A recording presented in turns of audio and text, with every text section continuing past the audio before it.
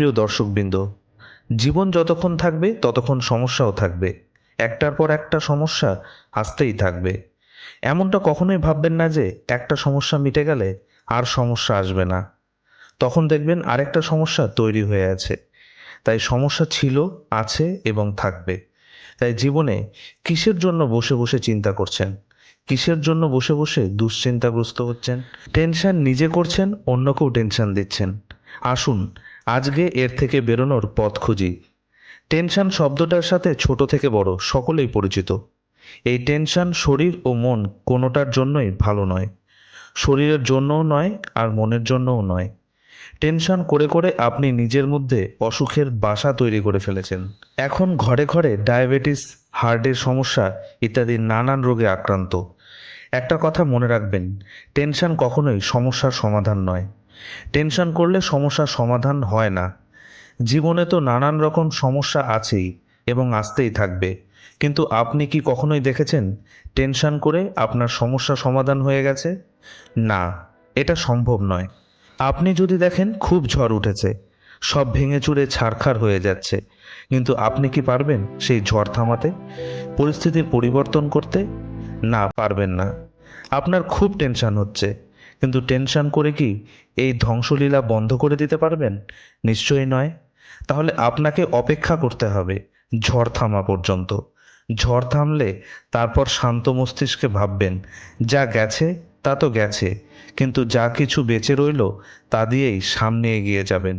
না, আপনি এরকম ভাববেন যে যা চলে গেছে তার জন্য দুঃখ করে দুদিন খাওয়া দাওয়া বন্ধ করে দিয়েছেন, মন খারাপ করে বসে বসে টেনশন করছেন।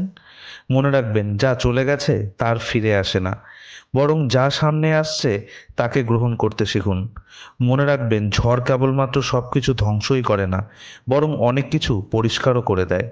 সেই রকমই আমাদের সমস্যাগুলো অনেক কিছুরও রাস্তা পরিষ্কার করে দেয়, জীবনটা অনেক সহজ করে দেয়। আপনি যখন সমস্যাগুলোর সমাধান খুঁজে পাবেন না, তখন পরিস্থিতির উপর ছেড়ে দিন, কিন্তু টেনশন করবেন না। সমস্যা আছে মানে সমাধান ঠিক একদিন হবে। আপনি টেনশন করলেও হবে, না করলেও হবে। তবে শুধু শুধু টেনশন করে আপনার শরীর মন খারাপ করবেন কেন? এই টেনশন করতে করতে সহ্য করতে না পেরে অনেক মানুষ কিন্তু অনেক ভুল সিদ্ধান্ত নিয়ে নেয়। আপনি কিন্তু সেটা করবেন না। জীবনে অনেক ঘটনা ঘটে, মনে রাখবেন এই ঘটনাগুলো এখন খারাপ মনে হলেও এগুলোর কিন্তু ভালোর জন্যই হয়। পরে সুফল পাবেন। ভাববেন এই সমস্যার জন্য এত টেনশন ফালতু করেছিলেন, টেনশন না করলেই হতো। সুতরাং টেনশন নিজের কাছে, সমস্যার কাছে নয়। কেননা সমস্যা আসবে যাবে, এটা নিত্যদিনের, কিন্তু টেনশন আর নয়। এটা আপনার মনকে বুঝিয়ে দিন, কেননা পরিস্থিতি বদলানোর ক্ষমতা আপনার মধ্যে নেই। আপনার মধ্যে যে ক্ষমতা আছে তা দিয়ে আপনি নিজের মনকে বদলে দিতে পারবেন। তাই তো কেউ খুব বলেছিলেন, যে এই সংসারকে বদলাতে চাইবে সে হেরে যাবে, আর যে নিজেকে বদলাতে পারবে সেই কেবলমাত্র জিততে পারবে। আজ এ পর্যন্তই। আমার সাথে আবার দেখা হবে নতুন কোনো পজিটিভ এনার্জির সাথে। ততক্ষণের জন্য শুনতে থাকুন নীল পৃথিবী। ধন্যবাদ।